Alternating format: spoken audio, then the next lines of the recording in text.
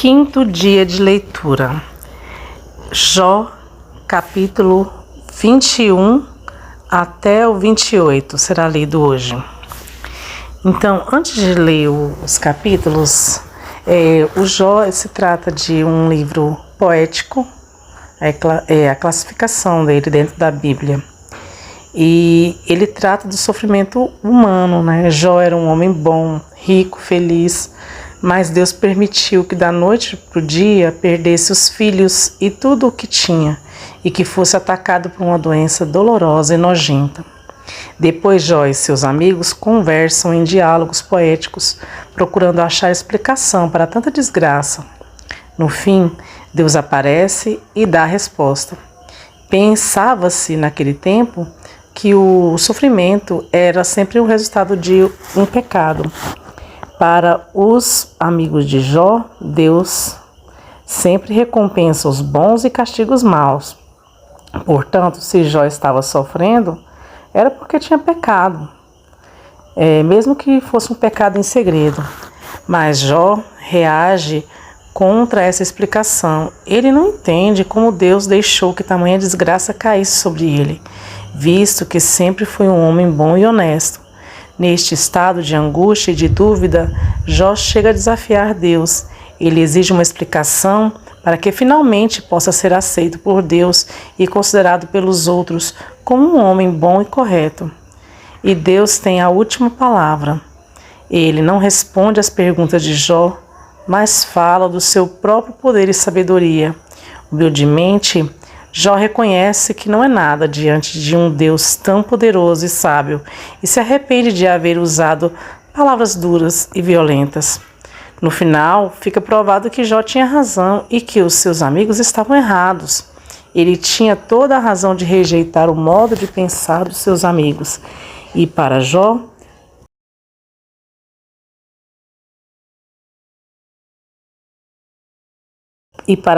tudo vai melhor ainda do que no início da história, né? O segundo estado dele é melhor do que o primeiro. Deus repreende os amigos de Jó por não haverem entendido a razão do sofrimento dele, por haverem defendido ideias erradas a respeito de Deus. Jó, ao contrário, mesmo com a sua impaciência e com as suas reclamações, esses protestos, conservou a fé num Deus que é justo. Ele reconheceu que os seres humanos não podem compreender tudo, nem explicar bem a razão, porque às vezes também os inocentes sofrem. Era provação, né? E as pessoas antigamente não conheciam esse estado de provação. Então, capítulo 21 de Jó. Jó responde a Zofar. Então respondeu Jó e disse: ouvi atentamente as minhas razões e isto me sirva de consolação. Suportai-me e eu falarei. Então, havendo eu falado, zombai. Porventura eu me queixo de algum homem? Porém, ainda que assim fosse, por que não se angustiaria o meu espírito? Olhai para mim, pasmai e ponde a mão sobre a boca, porque quando me lembro disto, me perturbo e a minha carne é sobressaltada de horror. Por que razão vivem os ímpios, envelhecem e ainda se robustecem em poder? A sua decência se estabelece com eles diante dos seus olhos e os seus renovos vêm diante de si. As suas casas têm paz, sem temor, e a vara de Deus não está sobre eles. O seu touro gera e não falha, pare a sua vaca e não aborta. Fazem sair as suas crianças como a um rebanho, e seus filhos andam saltando. Levantam a voz ao som do tamboril e da harpa e alegram-se ao som dos órgãos. Na prosperidade gastam seus dias e num momento descem à sepultura, e todavia dizem a Deus: retira-te de nós, porque não desejamos ter conhecimento dos teus caminhos. Quem é o Todo-Poderoso para que nós o sirvamos? E que nos aproveitará que lhe façam orações? Vede, porém, que a prosperidade não está nas mãos deles. Esteja longe de mim o conselho dos ímpios. Quantas vezes sucede que se apaga a lâmpada dos ímpios e lhes sobrevém a sua destruição? e Deus, na sua ira, lhes reparte dores? Porque são como a palha diante do vento e como o cisco levado pelo redemoinho. Deus guarda a sua violência para os seus filhos e dá-lhes o pago para que o conheça. Seus olhos verão a sua ruína e ele beberá do furor do Todo-Poderoso. Porque que prazer teria na sua casa depois de si, cortando-se-lhe os números dos seus meses? Porventura a Deus se ensinaria ciência, a ele que julga os excelsos?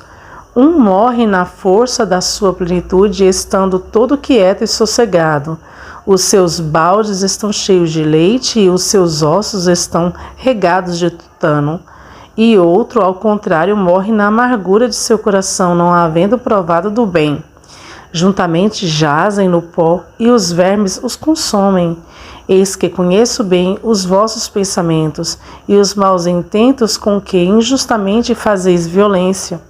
Por que dizeis, onde está a casa do príncipe e onde a tenda em que moravam os ímpios? Porventura não perguntastes aos que passam pelo caminho e não conheceis os seus sinais? Que o mal é preservado para o dia da destruição e arrebatado no dia do furor? Quem acusará diante dele o seu caminho e quem lhe dará o pago do que faz? Finalmente é levado à sepultura e vigiam-lhe o túmulo.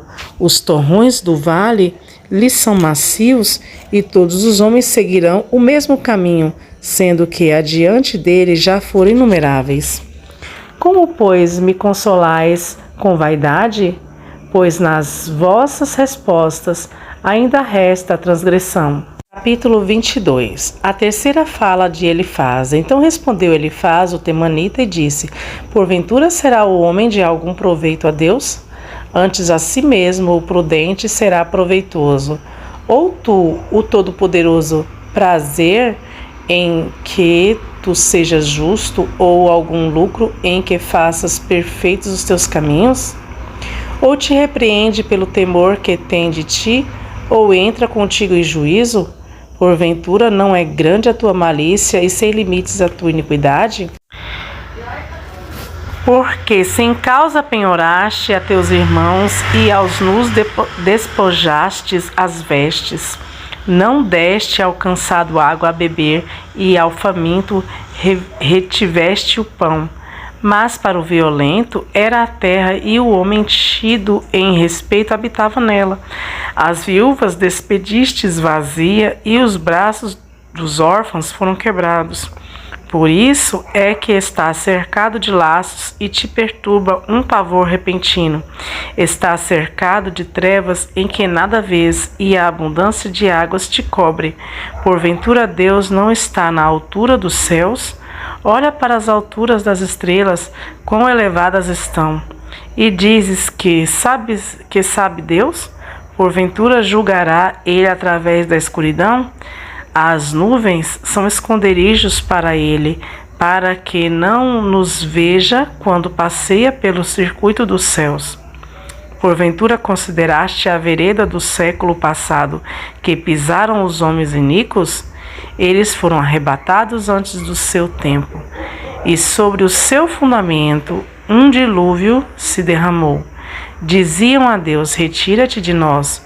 O que é que o Todo-Poderoso fez por nós?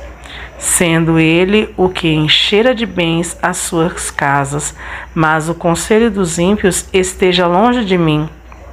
Os justos o viram e se alegraram, e o inocente escarneceu deles.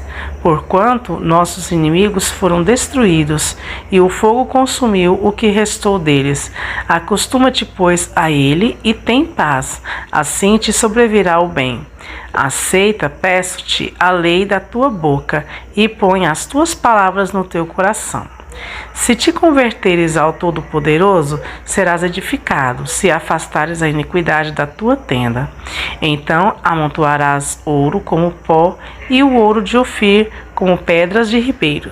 E até o Todo-Poderoso te será por ouro e por prata amontoada.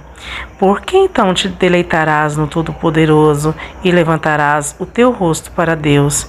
Orarás e ele te ouvirá, e pagarás os teus votos. Determinarás tu algum negócio e ser-te-á firme, e a luz brilhará em teus caminhos. Quando forem abatidos, então tu dirás: haja exaltação. E Deus salvará o humilde e livrará até o que não é inocente, porque será libertado pela pureza de tuas mãos. Capítulo 23, a terceira resposta de Jó a Elifaz. Então respondeu Jó e disse: ainda hoje falarei com amargura.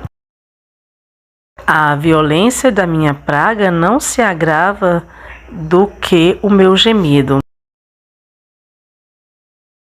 Se eu soubesse onde o poderia achar, então me chegaria ao seu tribunal, exporia ante ele a minha causa e a minha boca encheria de argumentos. Saberia as palavras com que ele me responderia e entenderia o que me dissesse.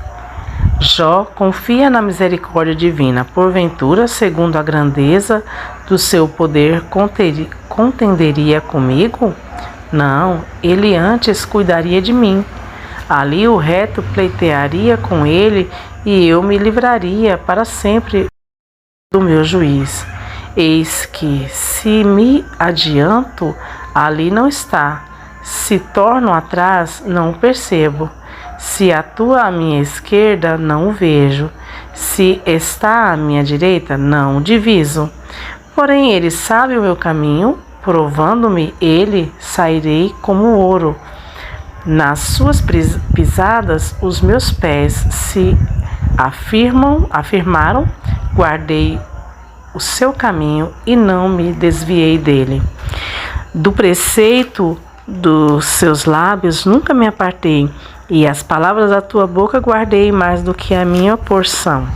Mas se ele está contra alguém, quem então o desviará? O que a sua alma quiser, isso fará, porque cumprirá o que está ordenado a meu respeito, e muitas coisas como estas ainda tem consigo. Por isso, me perturbo perante ele, e quando isto considero, tenho medo dele. Porque Deus mortificou o meu coração e o Todo-Poderoso me perturbou. Porquanto não fui silenciado por causa das trevas, e nem cobriu o meu rosto com a escuridão. Capítulo 24. A aparente impunidade do ímpio. Visto que ao Todo-Poderoso não são encobertos os tempos, porque os que o conhecem não veem os seus dias. Há os que até os limites removem, roubam os rebanhos e os apacentam. Do órfão levam o jumento, tomam em penhor o boi da viúva, desviam do caminho os necessitados, e os miseráveis da terra juntos se escondem deles. Eis que, como jumentos monteses no deserto, saem de madrugada para roubar a campina, dá mantimento a eles e aos seus filhos. No campo cegam o seu pasto e vindimam a vinha alheia. Ao nu fazem passar a noite sem roupa, não tendo ele coberta contra o frio. Pelas correntes das montanhas são molhados e, não tendo refúgio, abraçam-se com as rochas. Ao orfãozinho arrancam dos peitos e penhoram o que há sobre o pobre. Fazem com que os nus vão sem roupa e aos famintos tiram as espigas. Dentro das suas paredes espremam o azeite e pisam os lagares, e ainda têm sede. Desde a cidade gemem os homens, e a alma dos feridos exclamam, e contudo Deus lhe não imputa como loucura. Eles estão entre os que se opõem à luz, não conhecem os seus caminhos e não permanecem nas suas veredas. De madrugada se levanta o homicida, mata o pobre necessitado, e de noite é como ladrão. Assim como o olho do adúltero aguarda o crepúsculo, dizendo, não me verá o olho nenhum, e oculta o rosto. Nas trevas miram as casas que durante o dia marcaram, não conhecem a luz. Porque amanhã para todos eles é como a sombra da morte, pois sendo conhecidos sentem os pavores da sombra da morte. Fogem ligeiro como as correntes das águas, maldita é a sua porção na terra.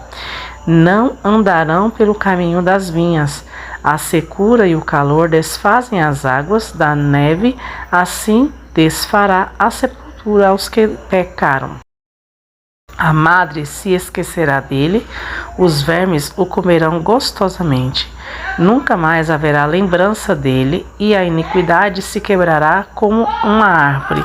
Aflige a estéril que não dá à luz, e a viúva não faz bem. Até os poderosos arrasta com a sua força, e ele se levanta, não há vida segura. Se Deus lhes dá descanso, estribam-se nisso. Seus olhos, porém, estão nos caminhos deles. Por um pouco são exaltados, mas logo desaparecem. São abatidos, encerrados, como todos os demais, e cortados como as espigas de cereal. Se agora não é assim, quem me desmentirá e desfará as minhas razões? Capítulo 25, Bildade fala pela terceira vez. Então respondeu Bildade, o suíta, e disse: com ele estão domínio e temor. Ele faz paz nas suas alturas. Porventura tem número as suas tropas? E sobre quem não se levanta a sua luz? Como, pois, seria justo o homem para com Deus? E como seria puro aquele que nasce de mulher? Se até a lua não é brilhante e as estrelas não são puras aos seus olhos, quanto menos o homem que é um verme, o filho do homem que é um bicho. A terceira resposta de Jó a Bildade, capítulo 26. Jó, porém, respondeu e disse: como ajudaste aquele que não tinha força e sustentaste o braço que não tinha vigor? Como aconselhaste aquele que não tinha sabedoria e plenamente fizeste saber a causa assim como era? A quem proferiste palavra e de quem é o espírito que saiu de ti? Os mortos tremem debaixo das águas com os seus moradores. O inferno está nu perante ele e não há coberta para a perdição. O norte estende sobre o vazio e suspende a terra sobre o nada. Prende as águas em densas nuvens, todavia a nuvem não se rasga debaixo delas. Encobre a face do seu trono e sobre ele estende a sua nuvem. Marcou um limite sobre a superfície das águas em redor, até os confins da luz e das trevas. As colunas do céu tremem e se espantam da sua ameaça. Com a sua força fende o mar, e com o seu entendimento abate a soberba. Pelo seu espírito ornou os céus, e a sua mão feriu a serpente enroscadiça. Eis que isto são apenas as beiradas dos seus caminhos, e quão pouco é o que temos ouvido dele. Quem, pois, entenderia o trovão do seu poder? Jó sustenta sua inocência. Capítulo 27. Prosseguindo Jó em seu discurso, disse: vive Deus que desviou a minha causa e o Todo-Poderoso que amargurou a minha alma, que enquanto em mim houver alento e o seu sopro, o sopro de Deus nas minhas narinas, não se falarão os meus lábios iniquidade, nem a minha língua pronunciará engano. Longe de mim que eu vos justifique até que eu expire. Nunca apartarei de mim a minha integridade. A minha justiça me apegarei e não alargarei. Não me atormentará o meu coração em toda a minha vida. Seja como o ímpio o meu inimigo e como o perverso o que se levantar contra mim. Porque qual será a esperança do ímpio, por mais que tenha roubado, quando Deus lhe tirar a vida? Porventura Deus ouvirá o seu clamor sobrevindo-lhe a tribulação? Deleitar-se-á no Todo-Poderoso, ou invocará a Deus em todo o tempo? Ensinar-vos-ei acerca da mão de Deus, e não vos encobrirei o que está com o Todo-Poderoso. Sei que Deus vos já tendes visto isto, porque, pois, permaneceis nesses devaneios tolos? Esta, pois, é a porção do homem ímpio para com Deus, e a herança que os tiranos receberão do Todo-Poderoso. Se os seus filhos se multiplicarem, será para a espada, e a sua prole não se fartará de pão.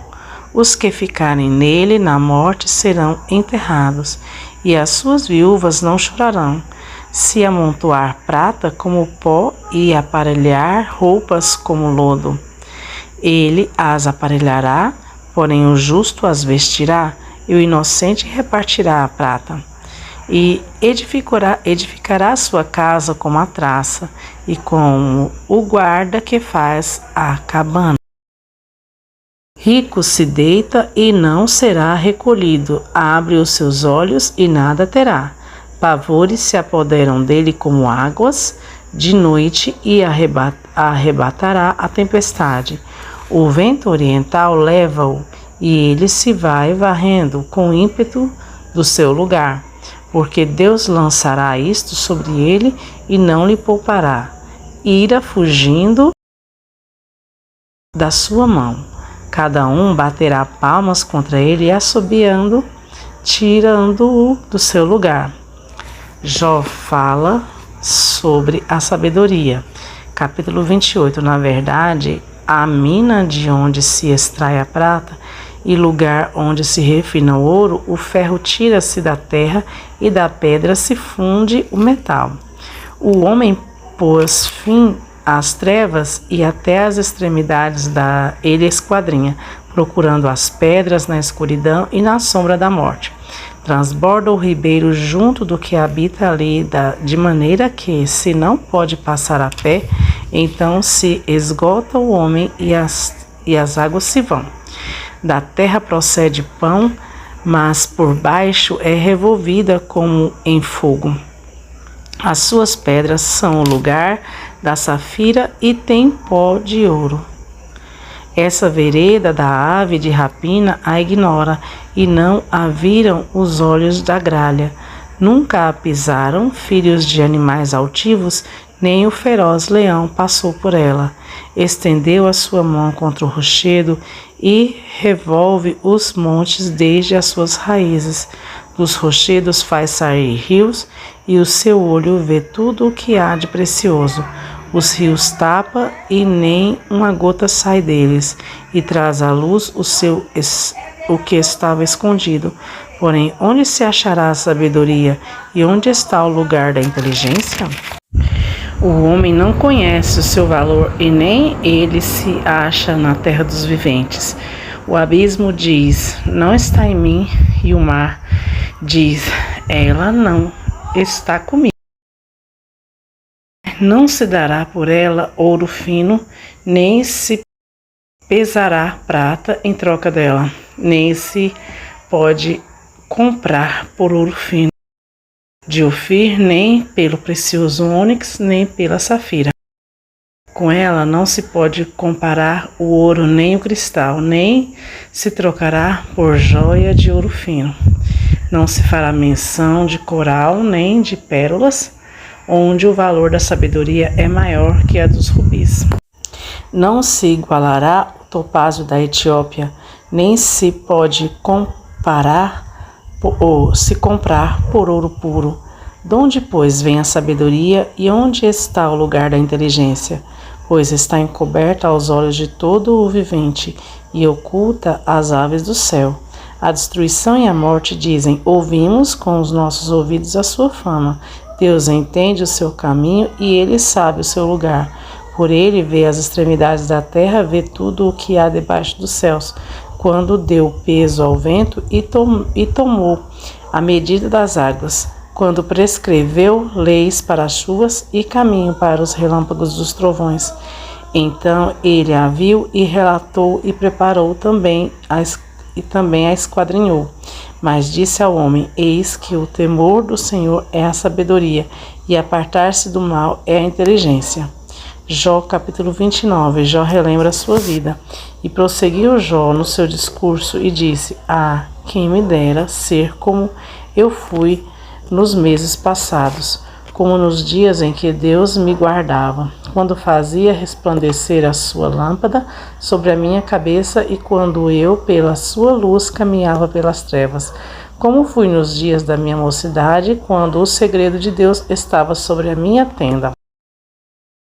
Quando o Todo-Poderoso ainda estava comigo e os meus filhos em redor de mim. Quando lavava os meus passos na manteiga e da rocha me corriam ribeiros de azeite.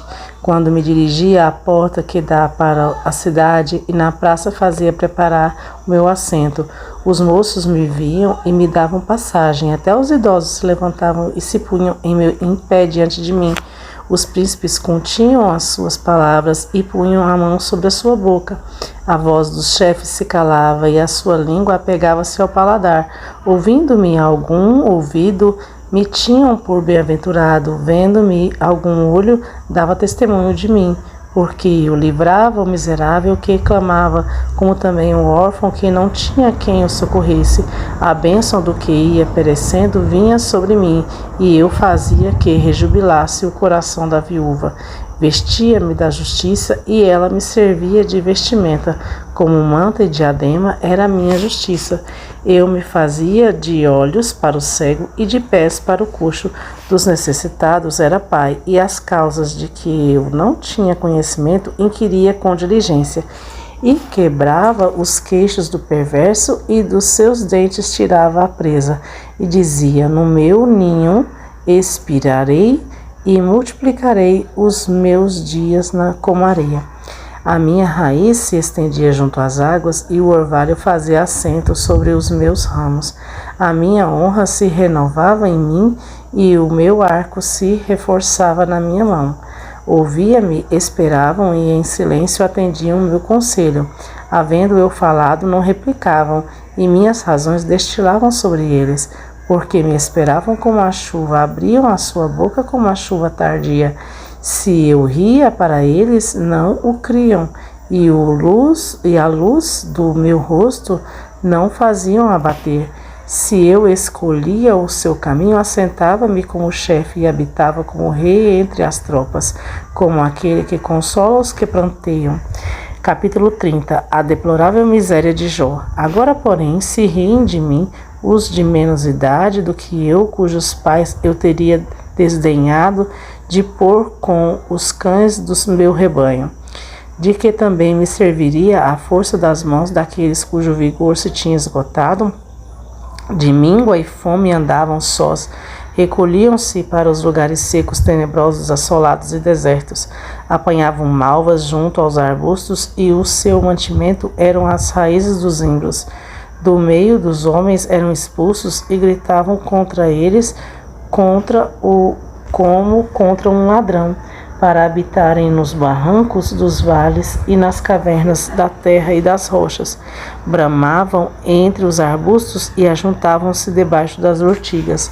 Eram filhos de doidos e filhos de gente sem nome, e da terra foram expulsos. Agora, porém, sou a sua canção, e lhes sirvo de provérbio. Abominam-me, fogem para longe de mim, e no meu rosto não se privam de cuspir, porque Deus desatou a sua corda e me oprimiu. Por isso sacudiram de si o freio perante o meu rosto. À direita se levantam os moços, empurram os meus pés e preparam contra mim os seus caminhos de destruição. Desataram-me o caminho, promovem a minha miséria, contra eles não há ajudador. Vêm contra mim como por uma grande brecha e revolvem-se entre a assolação. Sobrevieram-me pavores, como o vento perseguem a minha honra, e como nuvem passou a minha felicidade. E agora derrama-se em mim a minha alma, os dias da aflição se apoderam de mim. De noite se me transpassam os ossos, e os meus nervos não descansam. Pela grandeza da força das dores, se demudou as minhas vestes, que como a gola da minha túnica me cinge. Lançou-me na alma e fiquei lançou-me na lama e fiquei semelhante ao pó da cinza. Clamo a ti, porém tu não me respondes. Estou em pé, porém para mim não te atentas. Tornaste-te cruel contra mim. Com a força de tua mão, resistes violentamente. Levantas-me sobre o vento, fazes-me cavalgar sobre ele e derretes-me o ser, porque eu sei que me levarás à morte e à casa do ajuntamento determinada a todos os viventes. Porém, não estenderá a mão para um monte de terra, se houve clamor neles contra mim na sua desventura.